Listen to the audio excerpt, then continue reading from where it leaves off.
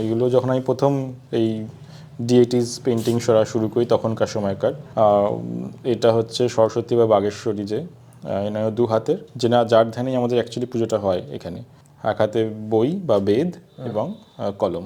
এই তোমার তো আগে এই ধরনের ছবিগুলোই তো আগে আঁকা, এইটাই কি তোমার রিয়েল অর্নামেন্টসগুলো ওখানে তোমার গেছে? কিছুটা আছে, বাট অর্নামেন্টসের মধ্যে যেমন ধরো এই মুকুটটা আলাদা, এটা খুব টিপিক্যাল পুরনো চন্দননগরের স্টাইলের মুকুট। আচ্ছা। আর যেটা নিচে দেখছো সেটা একটু আলাদা রকমের মুকুট, সেটা একটু বেনারসের স্টাইলের মুকুট। তোমার যেমন আমি একটা দেখেছি, ওটা দুর্গা না সরস্বতী বুঝতে পারছি না, তুমি এটাও ইন্ট্রোডিউস করেছো তোমার। এইটা আমার এই সরস্বতীতেও রয়েছে না? এই গয়নাটাই রয়েছে। আচ্ছা। কিছু কিছু এখানে যেমন মকর মুখ দেওয়া আছে, হ্যাঁ, আমার নিচেরটাতে মকর মুখ দেওয়া নেই, তো ওটা অন্যরকম জিনিস দেওয়া আছে, চাঁদবালি দেওয়া আছে। বুঝতে পেরেছি। বাট ইভলিউশন হয়েছে, এখানেও দেখবে এখানে গয়নার মধ্যেও টিয়া পাখি ইউজ আছে।